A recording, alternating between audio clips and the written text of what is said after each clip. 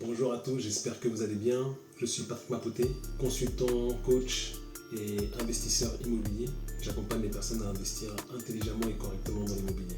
Donc aujourd'hui, on va un peu voir comment faire pour investir dans l'immobilier locatif spécialement quand on est débutant. J'ai reçu pas mal de demandes par rapport à ce sujet, des débutants en fait qui souhaitent investir parce que ces personnes ont un livret A par exemple, de l'argent qui dort sur des comptes épargne. Et c'est vrai que ce n'est pas la meilleure solution. Aujourd'hui, ce qui est intéressant, c'est de faire travailler son argent intelligemment. Et bien entendu, l'idée, c'est de vous faire éviter plusieurs erreurs qui peuvent vous coûter des milliers, des dizaines et des milliers d'euros. On va voir ça ensemble, puisque j'ai accompagné des clients en fait, qui ont pu investir et éviter beaucoup d'erreurs. Et moi-même, dans mes investissements, en fait, au début, j'ai pu éviter certaines erreurs qui m'ont permis en fait, d'avoir des investissements qui ont été rentables dès le début. Donc on va voir ça ensemble. La première chose en fait qu'il faut étudier, c'est votre capacité d'emprunt. Pourquoi?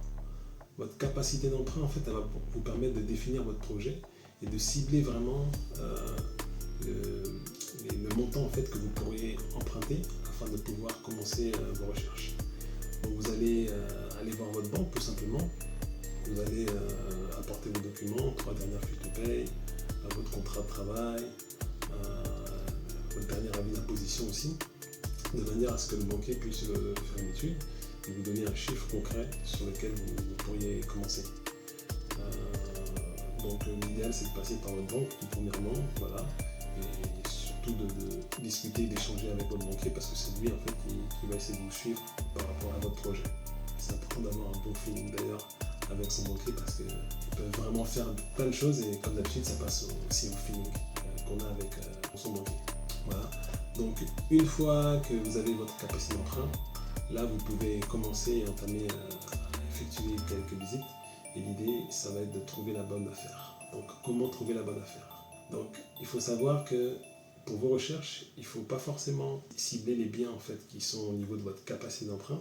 Il ne faut pas hésiter à avoir les biens qui sont un peu plus au-dessus de votre capacité d'emprunt, puisque ces biens-là en fait auront de meilleures prestations, seront peut-être plus grands, plus beaux. Et l'idée c'est un peu ça, de regarder les biens au-dessus du marché, de les visiter et bien entendu de trouver un petit peu les biens qui sont les biens on va dire à problème entre guillemets, les biens qui sont un peu les canards à la patte cassée, de manière à pouvoir négocier. Et il faut savoir qu'un bien, en fait, il y a toujours un prix affiché, mais le prix affiché, c'est pas forcément le prix auquel il va se vendre. C'est vraiment rare que les biens se vendent au prix affiché, sauf si bien sûr il y a une personne qui achète avec un coup de cœur. Je déconseille d'avoir un coup de cœur quand on est investisseur, ça peut arriver. Pour la RP, malheureusement et heureusement, mais quand on est investisseur, on a cet œil-là en fait qui va nous permettre de devenir, mais d'avoir une attitude ou un comportement où derrière on est là pour négocier. Donc une fois que vous avez trouvé le bien, vous avez effectué une trentaine de visites, vous connaissez vraiment votre marché, je vous conseille de faire une offre. Vous faites une offre, voilà, bien sûr, il faudra négocier comme je vous ai dit précédemment. Une fois que vous avez l'offre, c'est parti, ça a été signé. Et là, c'est le moment d'obtenir un financement, d'obtenir votre crédit immobilier. Donc, il y a plusieurs solutions. Soit vous repassez par votre banque en disant que vous avez trouvé le bien et que maintenant vous voulez le financement. Donc, il va vous sortir une offre de prêt, une étude déjà, de financement. Et ensuite, l'idée, c'est d'aller démarcher chaque banque, une par une, votre banque, de manière à pouvoir faire le tour des banques et faire un comparatif au niveau du taux, voilà, au niveau de l'apport à mettre, tout ça. Vous allez comparer un petit peu tout ce que vous proposent les banques et derrière vous revenez vers votre banquier et lui, bien entendu, si vous regardez, il va vous faire une offre en dessous. Bien entendu, ça prend du temps parce qu'il faut prendre des rendez-vous, aller négocier.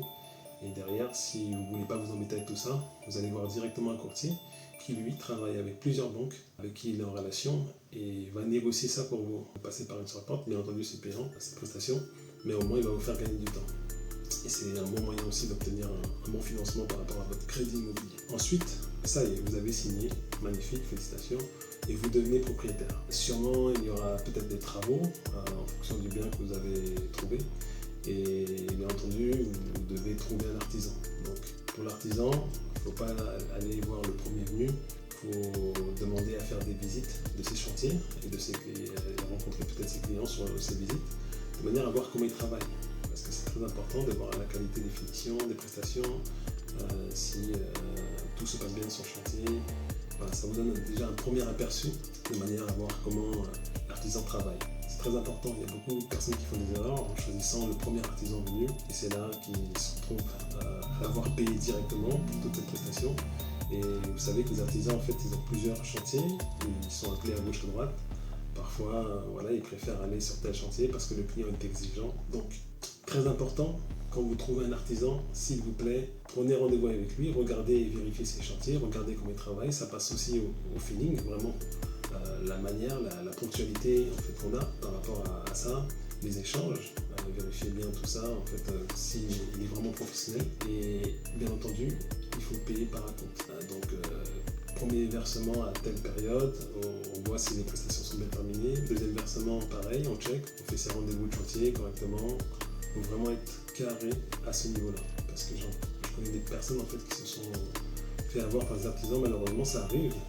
Bien entendu, après on essaye de coller les morceaux, mais le mal est déjà fait parce que voilà, ils ont mis un WC à l'endroit où il ne fallait pas, ils ont fait passer des tubes de cuivre un peu n'importe comment, les passages de câbles, l'électricité, l'interrupteur il est placé à 2 mètres. Bon, j'exagère un petit peu, mais c'est un petit peu dans cette situation conflictuelle dans laquelle on peut se retrouver. Et bien entendu, si jamais on est bien organisé, on évite ce type de problème. Ensuite, les travaux sont terminés, vous avez l'appartement, maintenant il faut passer à l'aménagement, la décoration. Donc bravo encore, c'est une grande étape. Moi je recommande de passer parfois, si c'est pas forcément notre talent, notre domaine de prédilection, de passer par une décoratrice d'intérieur. Voilà, c'est quelqu'un qui va savoir en fait comment travailler, comment aménager, mettre un peu d'harmonie et de vie par rapport à ce que vous faites, votre projet, votre appartement. Si jamais vous préférez en fait faire des économies au niveau du budget, je vous conseille de regarder un petit peu ce qui se fait au niveau des décorations sur vos concurrents, bien sûr. Voilà, vous regardez autour ce qui se passe. L'idée c'est que vous puissiez faire un bien haut de gamme de manière à se démarquer. Ça met tout le monde d'accord. Et derrière vous, l'idée en fait c'est d'avoir un bien qui atteigne la perfection, entre guillemets, 0 vacances locatives, de manière à être au top. Et il faut surtout éviter de laisser un bien dans son jus en fait, avec de l'ancienne tapisserie, ne pas faire de travaux, louer vraiment sans rien changer, parce que derrière en fait ce ne sera pas un bien qui va donner envie aux locataires d'y habiter. Déjà au niveau de l'annonce, on verra, ce ne sera pas forcément top. Je conseille vraiment de réaliser un bien vraiment beau qui donne envie. Dès qu'on entre dans le logement, on sent vraiment qu'on s'y sent bien, quoi, tout simplement. Ce qui m'emmène justement à l'autre étape, c'est les photos. Les photos c'est très important parce que les personnes en fait, il faut vraiment qu'elles matchent. Elles voient votre annonce, elles sentent que derrière c'est des photos professionnelles. Derrière vous êtes passé par quelqu'un peut-être, ou vous avez un appareil photo professionnel qui vous permet de prendre des photos top. Voilà. Si vous passez par agence, prenez une agence, voilà, les agents ont l'habitude de faire ce type de photos qui vont vous démarquer des autres. Donc c'est très important que le visuel soit top parce que les personnes vont scroller un petit peu sur l'annonce. C'est les photos, hein. Au premier abord, ils ne vont pas lire la description de l'annonce, ils vont directement voir vos photos. Donc c'est un passage surtout à ne pas négliger. Voilà, parce que si vous passez par des photos simples, ça ne va vraiment pas le faire. Il faut vraiment se démarquer déjà au niveau de l'annonce, de manière à avoir le plus de visibilité et le plus de clics, et que les personnes puissent aller jusqu'à la description et découvrir justement cette partie-là, l'annonce. À ne pas négliger aussi, n'hésitez pas à ne pas mettre tout simplement appartement T2 en location, voilà, le simple, le basique, non, on n'en veut pas, au contraire, il faut donner aussi envie aux personnes d'habiter, de vouloir visiter le bien, parce que c'est très important qu'elles puissent voir en fait que la personne a pris le temps déjà de décrire le bien, et derrière en fait c'est ça qui donne envie d'aller plus loin et de vouloir prendre rendez-vous. Donc c'est un petit peu ces grandes lignes par rapport tout ce qu'on peut voir au descriptif. Et ensuite, on va passer à l'étape organisation des visites. C'est très important parce que ça demande quand même de l'énergie. Vous pouvez commencer par une ou deux visites solo, voilà, avec une personne qui serait intéressée, et enchaîner par des visites groupées. Voilà, dans les visites groupées, il y a un peu de tension, les personnes savent qu'il y a d'autres personnes, elles voient les différents profils qui arrivent, voilà, on se compare un petit peu, et derrière, ce sera à vous de sélectionner les 3 meilleurs dossiers. Bien entendu, il ne faut pas mettre de pression pendant les visites. Il faut vraiment juger et un petit peu bien échanger, prendre le temps d'échanger malgré cette pression et pas sauter sur le premier locataire qui va vous dire oui monsieur, vous n'aurez pas de souci avec moi, je vais payer tout mon loyer. Donc moi j'ai eu affaire à des personnes aussi qui ont ramené des faux dossiers, donc c'est important de bien lire les dossiers, de prendre contact avec les garants si vous en avez, et de les rencontrer, qu'ils puissent venir aussi voir le logement, de comprendre la situation, voilà, si c'est un étudiant ou une étudiante, combien de temps elle peut louer le logement, et voilà, faut essayer de prendre la personne qui restera le plus longtemps, bien sûr, parce que l'objectif c'est que vous puissiez avoir un bien rentable qui ne demande pas trop d'efforts, pas trop d'énergie. Si vous pouvez rester 1 an ou 2 ou même plus avec un locataire qui commence ses études et qui va devenir jeune actif, c'est vraiment le top, parce que derrière ça va vous faire moins de travail, on va dire. Ensuite, donc choisir le bon dossier qui aura des revenus stables et bon. Ensuite, vous touchez vos loyers, ça y est, c'est terminé, c'est l'étape où vous touchez vos loyers. Bien entendu, c'est pas terminé parce qu'il faut faire attention au loyer, en fait, que les virements soient faits en temps et en heure, et avant ça, bien entendu, choisir la manière dont vous allez superviser un petit peu tout ça. Je m'explique. Par exemple, quand vous louez un meublé, un logement meublé, il faut définir le bon prix en fait, parce que la location n'est pas la même pour une location nue. Donc le prix que vous allez définir en meublé, il faut ajouter les charges. Par exemple, en location nue, en fait, il faut distinguer la partie charge et la partie location. Donc ça y est, vous touchez vos loyers normalement. Bien entendu, il faudra faire attention à bien définir le prix du loyer, parce que votre loyer, normalement, si vous avez bien investi au niveau du crédit, votre loyer couvre le crédit, mais vous allez recevoir un revenu supplémentaire. Je vous dis n'importe quoi, vous avez un crédit de 500 € et vous louez votre appartement 650 €. Donc là, vous êtes au-dessus. Bien entendu, si on ajoute les charges que vous payez, l'idée en fait c'est de faire un bon investissement qui rapporte du cash flow.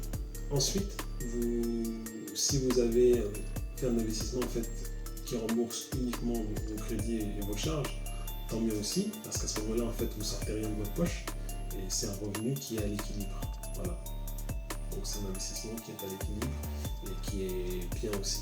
Dans les cas contraires, si vous avez fait un investissement dans lequel vous payez un crédit et derrière vous devez ajouter une certaine somme, là c'est un investissement dans lequel vous perdez de l'argent malheureusement. Donc là il faudra revoir une stratégie pour remettre le bien à l'équilibre, d'où l'importance de bien investir stratégiquement de manière à ne pas faire d'erreurs qui pourraient vous coûter des dizaines de milliers d'euros et dans lequel vous aurez mal investi. Donc c'est très important. Dans tous les cas, comme je vous ai dit au début, un bon investissement, c'est un bien dans lequel on achète, mais on fait déjà une bonne affaire à l'achat. Très important. Ensuite, vous allez devoir faire la déclaration d'imposition. Donc ça, c'est une autre partie. Ça dépend en fait de la stratégie que vous avez mise en place. Il y a des personnes en fait qui préfèrent louer nu. Moi, je trouve ça dommage, puisque c'est la partie dans laquelle vous allez payer beaucoup d'impôts. Je préfère la partie où on va louer en loueur meublé non professionnel, LMNP, de manière à pouvoir déduire beaucoup plus et se retrouver à payer quasiment 0 impôt pendant X années. Je m'explique. Quand vous louez en LMNP, loueur meublé non professionnel, vous avez la chance de pouvoir en fait déduire tout ce qui est travaux par exemple. Par exemple, vous avez fait 30 000 € de travaux ou 15 000 €, vous pouvez les déduire. Vous avez vos charges aussi, tout ce qui est charges de propriété, vous pouvez les déduire. Tout ce qui est en LMNP, abonnement à internet par exemple, pour une colocation ou un studio, vous pouvez les déduire. LMNP toujours pour Airbnb que vous faites, vous pouvez déduire tout ce qui est même pareil. Donc tout type de location, location LMNP classique à l'année ou location LMNP si vous faites du Airbnb. Donc après, il y a d'autres types d'investissement. Il y a des personnes qui préfèrent louer sous forme de SCI. Donc ils préfèrent ouvrir une SCI quand elles investissent, SCI à l'IS par exemple. C'est intéressant parce qu'elles ne veulent pas que leur nom soit en type LMNP. Voilà, parce que quand on loue en LMNP, on peut louer en nom propre. Mais elles préfèrent que ce soit une SCI, une entreprise qui représente la société de manière à pouvoir gérer tout leur patrimoine immobilier. Voilà un petit peu pour résumer tout ce qu'on a vu. Ce sont les méthodes en fait que j'utilise pour moi ou pour mes clients de manière à pouvoir investir intelligemment. Donc en fonction du statut dans lequel vous souhaitez louer votre appartement, je vous conseille fortement que ce soit en LMNP, en SCI, SCI, LIS, si vous êtes en société. N'hésitez pas à prendre rendez-vous avec un comptable. Ce sera la meilleure personne pour vous dire dans quel statut il serait préférable pour vous de pouvoir louer. Voilà, c'est terminé. N'hésitez pas à liker, n'hésitez pas à partager et je vous dis à bientôt pour une prochaine vidéo. Ciao!